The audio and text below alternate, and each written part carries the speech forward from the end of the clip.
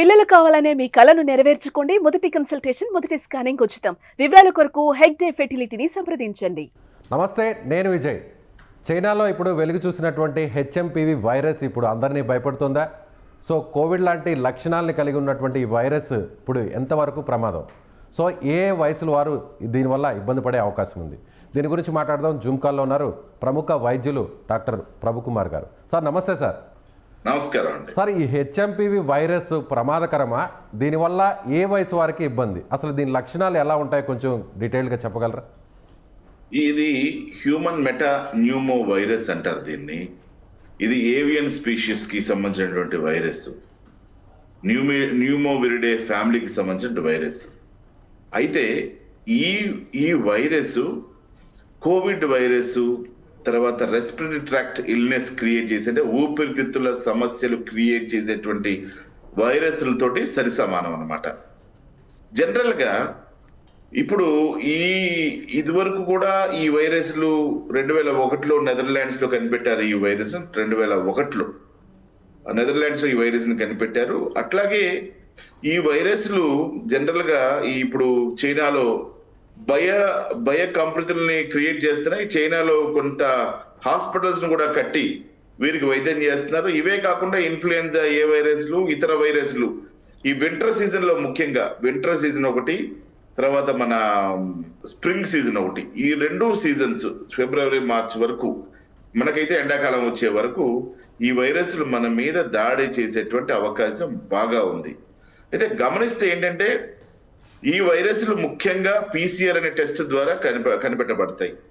ఈ వైరస్లు ట్రాన్స్మిషన్ అంటే ఏ విధంగా ఒకరి నుంచి ఒకరికి ఏ విధంగా ట్రాన్స్మిట్ అవుతుంది అంటే గాలి ద్వారా, మన తుప్పర్లు, మనం మాట్లాడేటువంటి తుప్పర్లు వచ్చినా కూడా తుప్పర్ల వల్ల కానివ్వండి, లేదు తుప్పర్ల నుంచే కాకుండా ఇంకా స్రావాలు, కంటి నీళ్లు కానివ్వండి, తర్వాత నేజల్ నుంచి వచ్చేటువంటి ద్రావకాలు కానివ్వండి, ఎటువంటి ద్రావకాలైనా సరే ఈ ద్రావకాల వల్ల మనకి ట్రాన్స్మిషన్ జరిగేటువంటి అవకాశం ఉంది. అంటే ఏరోజాల్స్, డ్రాప్లెట్స్, ఇదివరకు టీబీ డ్రాప్లెట్స్ ద్వారా స్ప్రెడ్ అయ్యేది. ఏదో డ్రాప్లెట్స్ ద్వారా కానివ్వండి, లేదు గాలి ద్వారా కానివ్వండి, గాలిలోంచి ప్రయాణం చేసి కానివ్వండి, ఇది వచ్చేటువంటి అవకాశం ఉంది. ఇది ఒకసారి మన శరీరంలోకి ఎంటర్ అయిన తర్వాత 3 నుంచి 6 రోజుల లోపల ఇంక్యుబేషన్ పీరియడ్ అంటాం దాని లక్షణాలు అప్పటి నుంచి చూపిస్తుంది. 3 నుంచి 6 రోజులు అయిపోయిన తర్వాత దాని లక్షణాలు మనకు కనపడతా ఉంటాయి. సో ఈ విధంగా ఈ వైరస్ మనకి మన శరీరంలో ఎంటర్ అయితే 3 నుంచి 6 రోజుల్లో స్టార్ట్ అవడం కనపడుతుంది. అయితే ఈ వైరస్లు ఎందుకు ప్రమాదం అంటే, చిన్నపిల్లల్లో మనం కోవిడ్ ఎలా చూసాం, చిన్నపిల్లల్లో అంటే ఇన్ఫాంట్ లేదా 10-12 సంవత్సరాల లోపు ఉన్నటువంటి పిల్లల్లో ఈ వైరస్ యొక్క ప్రాబల్యం ఎక్కువ ఉండేటువంటి అవకాశం ఉంది. ఇంతే కాకుండా ఈ వైరస్ మనకి పెద్దవారిలో 60 సంవత్సరాలు పైబడినటువంటి వారిలో, ఇమ్యూనిటీ తక్కువ ఉన్నటువంటి వారిలో మొట్టమొదటి చెప్పుకుంటున్నాం మనం. ఎవరికైతే ఇమ్యూనిటీ తక్కువ ఉంటుందో వారిలో కూడా ఈ వైరస్ ఎక్కువ ప్రాబల్యం చూపించేటువంటి అవకాశం ఉంది. ఎక్కువ వాళ్ళలో సమస్యలు కూడా క్రియేట్ చేసేటువంటి అవకాశం ఎక్కువ ఉంది. సరే, ఎటువంటి సమస్యలు, ఎటువంటి లక్షణాలు మనకు కనపడతాయని మనం గమనిస్తే, ముఖ్యంగా విపరీతమైనటువంటి జ్వరం, దగ్గు, జలుబు, గొంతు నొప్పి, తర్వాత మజిల్ పెయిన్స్, జాయింట్ పెయిన్స్, పొట్టలో ఒకసారి డయేరియా రావడం, తర్వాత ఊపిరితిత్తుల్లో నీళ్లు చేరటం కానీ, న్యూమోనైటిస్ రావడం కానివ్వండి, ఊపిరితిత్తులు పాడైపోవడం కానివ్వండి, శ్వాస కోశ సంబంధించినటువంటి వ్యాధిలా ఇది కనిపిస్తూ ఉంటుంది. ఇదివరకు మనకి కోవిడ్ లో ఏ విధంగా అయితే మనం ఈ SpO2 మిషన్లు ఎట్లా పెట్టుకొని చెక్ చేసుకున్నాము, ఆ విధంగా మళ్ళీ మనం చెక్ చేసుకోవాల్సిన అవసరం ఉంది. అంటే మనం గాలి శరీరంలోకి ఎంత పీల్చుకుంటున్నాం అన్నది ఇంపార్టెంట్. మన శరీరంలో గాలి ఎంత వెళ్తుంది అన్నది ఇంపార్టెంట్ అనమాట. సో నార్మల్గా అయితే మనకి ఈ SpO2 మిషన్ ద్వారా, ఈ రెస్పిరోమీటర్ ద్వారా మనకి జనరల్ గా ఆక్సిజన్ ఎంత శాతం ఉంది శరీరంలో తెలుసుకుంటుంటాం. అంటే ఈ 95 పైన ఉంటే నార్మల్ గా ఉన్నట్టు, 95, 96, 97, 98, 99, 100 కూడా ఉండొచ్చు, నో ప్రాబ్లం. 95 పైన ఉంటే నార్మల్ గా ఉన్నట్టు, 95 కనుక తగ్గితే గ్రేడ్ 2, అది అక్కడి నుంచి స్టార్ట్ ఉందన్నమాట. 93, 95కి రావడం, తర్వాత 90కి రావడం, 90 కంటే తక్కువగా రావడం, ఈ 3-4 స్టేజ్ల్లో మనం వివరించుకోవాల్సి వస్తుంది ఊపిరితిత్తుల సమస్యల్ని. కాబట్టి ప్రమాదకరంగా ఏంటంటే ఈ ఊపిరి తీసుకునే దాంట్లో ఇబ్బందులు వచ్చేటువంటి అవకాశం ఉంది. ముఖ్యంగా చిన్న పిల్లలకి ఎక్కువ ఈ సమస్య వచ్చేటువంటి అవకాశం ఉంది. ఈ వింటర్ సీజన్, స్ప్రింగ్ సీజన్, మనకి ఓన్లీ వింటర్ ఉంటుంది, ఇతర దేశాల్లో స్ప్రింగ్ కూడా ఉంటుంది. ఈ వింటర్ స్ప్రింగ్ సీజన్ లో ఈ వ్యాధి ఎక్కువ ప్రబలేటువంటి అవకాశం ఉంది. కాబట్టి మనం తగు చర్యలు తప్పకుండా తీసుకోవాలి.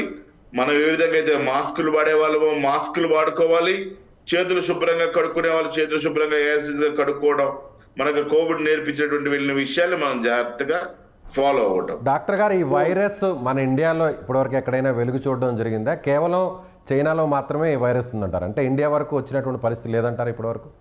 ఇంకా ఇంతవరకు మనకి రిపోర్టెడ్ గా కేసులు కనపట్లేదు. కానీ ఏ వైరస్ మనకు తెలియదు. కానీ ఇప్పుడైతే మనకి లోవర్ రెస్పిరేటరీ ట్రాక్ట్ ఇన్ఫెక్షన్స్, అంటే మాకు వచ్చే కేసుల్లో ఇప్పుడు ఎక్కువ శాతం ఏంటంటే జలుబు, దగ్గు, జ్వరాలతో వస్తున్నారు.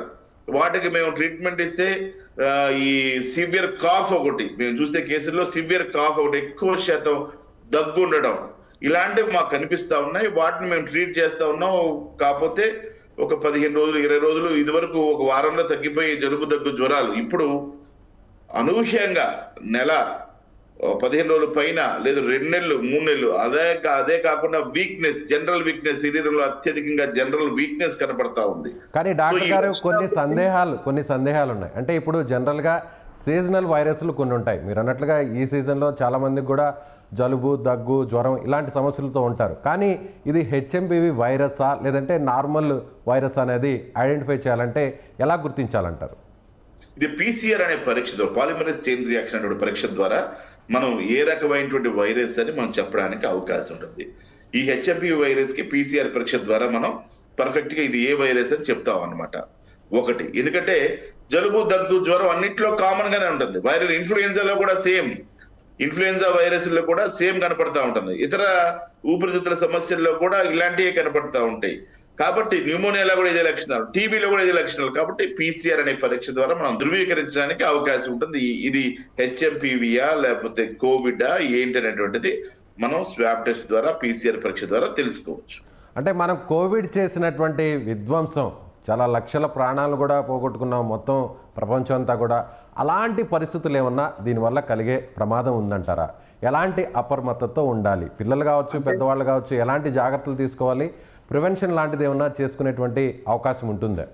మనకంటే ఇది ప్రభుత్వం మీద ఇప్పుడు ఎక్కువ బాధ్యత ఉందండి. ఎందుకంటే ఎర్లీ స్టేజ్ లో ఉంది కాబట్టి, ఇది చైనాలో ఉంది కాబట్టి, ప్రస్తుతం మన దేశానికి ఇంకా రాలేదు కాబట్టి ప్రభుత్వాలు ఇప్పుడు అప్రమత్తం కావాల్సినటువంటి అవసరం ఉంది.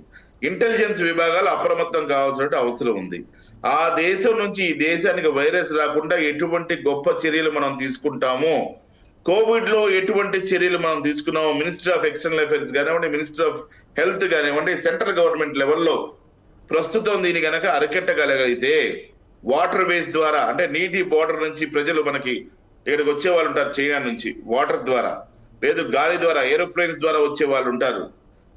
ఈ స్టేజ్ లో అయితే ప్రస్తుతం నుండి సమస్యాత్మకమైన ప్రదేశం చైనా కాబట్టి, కొన్ని ఇతర దేశాల్లో కూడా ఉన్నది కాబట్టి, ఇది యూరోపియన్ కంట్రీస్ ఏ దేశంలో బాగుగా ఉన్నాయో వీటిని తెలుసుకొని అక్కడి నుంచి ఫస్ట్ అరికట్టడాన్ని మనం ఫస్ట్ ఫేజ్ అది అక్కడికి అరికట్టేస్తే ఆ వచ్చే జనాలని కానివ్వండి, ఈ థర్మో స్కాన్ ద్వారా లేదు ఇన్ఫెక్షన్ కంట్రోల్ ఏ విధంగా చేయగలుగుతామో అక్కడి నుంచే చెక్ చేసుకొని వాళ్ళ గనక ఆ కంట్రీస్ నుంచి వచ్చేటువంటి ఆ ఏరోప్లేన్స్ కానివ్వండి, వాటర్ వేస్ కానివ్వండి, రకరకాల మార్గాలు మన దేశంలోకి border agency, border security agency అంటుంటాం బిఎస్ఏ, ఈ బోర్డర్ సెక్యూరిటీ ఏజెన్సీల ద్వారా వాటిని కనిపెట్టుకొని అక్కడి నుంచి మనం బంద్ పెట్టగలిగితే మనం భద్రం చేసుకోగలుగుతాం.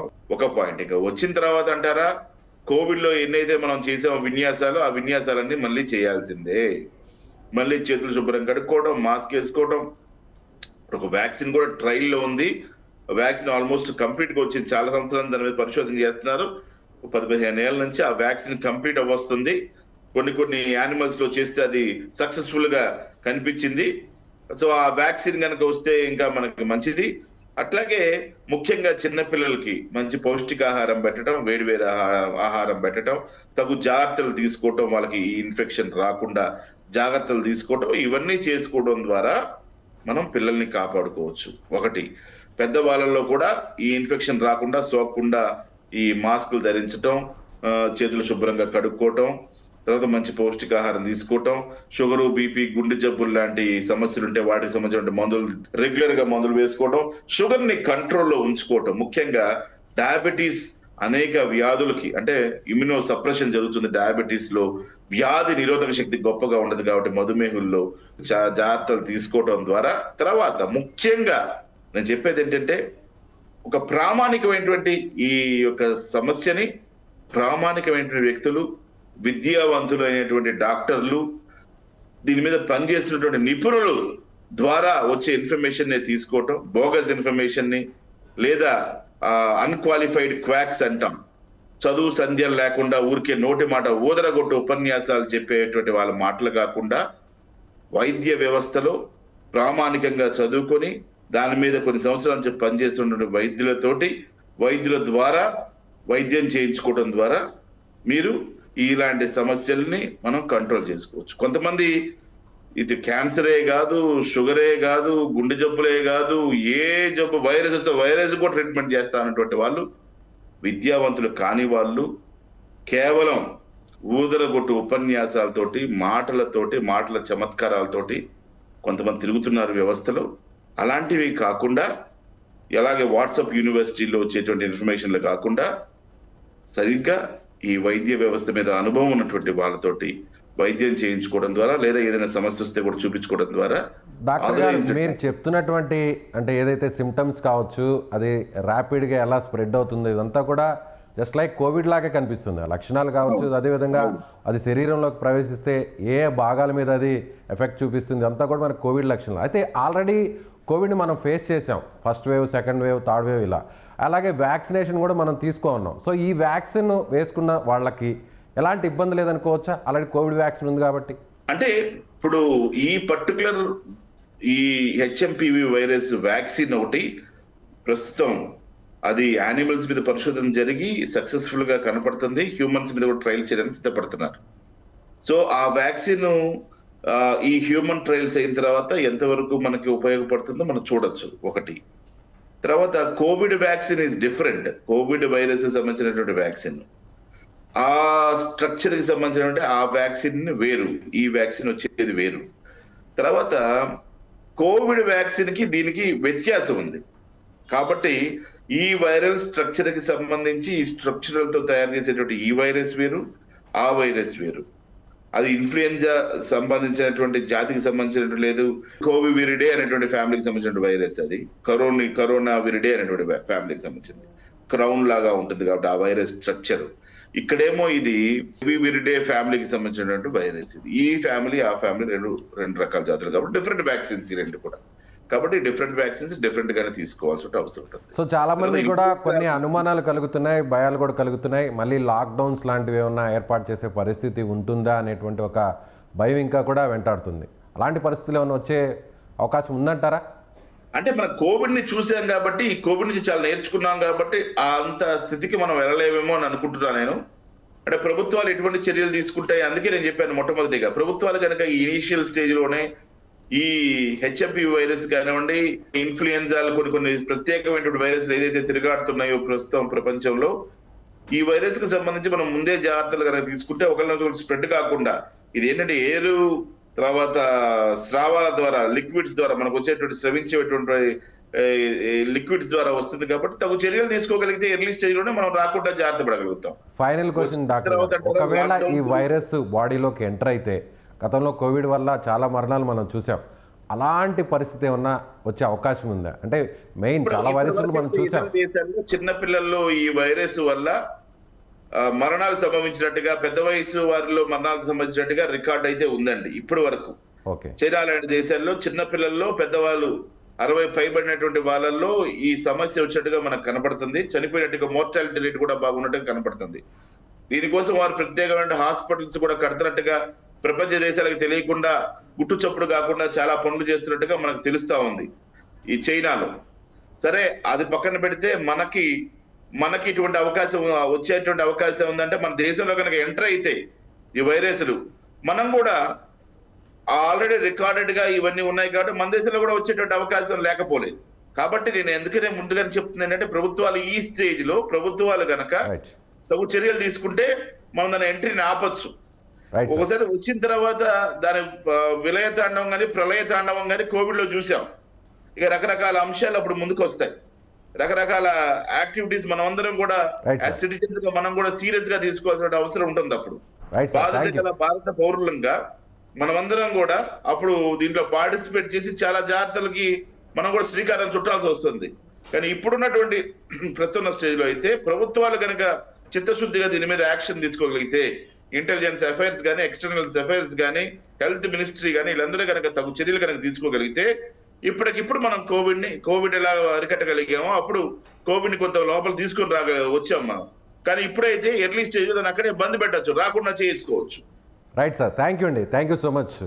ఇది డాక్టర్ గారు చెప్తున్నట్టుగా ఖచ్చితంగా ఈ వైరస్ ఇప్పటివరకు అయితే మాత్రం ఇండియాకి రాలేదు. ఇది కేవలం చైనా ఆ చుట్టుపక్కల ఉన్నటువంటి దేశాల్లో మాత్రమే రికార్డ్ అవుతుంది. అయితే చైనా నుంచి మన దేశానికి రాకుండా ఆ ప్రభుత్వం స్థాయిలో కొన్ని జాగ్రత్తలు తీసుకోవాలి. ముఖ్యంగా వైరస్ వచ్చిన తర్వాత అప్రమత్తం కాకముందే, అంటే అలాంటి పరిస్థితులను ఫేస్ చేసుకోకముందే ప్రభుత్వాలు కొంత నిర్ణయాలు తీసుకోవాల్సినటువంటి ఆవశ్యకత ఉంది అని చెప్తున్నారు. మరొకవైపు చిన్నపిల్లలు అదేవిధంగా పెద్ద వయసుకు వారికి చాలా ఇబ్బంది పెట్టేటువంటి అవకాశాలు కూడా లేకపోలేదని జరిగినటువంటి ఇన్సిడెంట్స్ని బట్టి మనకి అర్థం చేసుకోవచ్చని డాక్టర్ గారు చెప్తున్నారు. Thank you so much.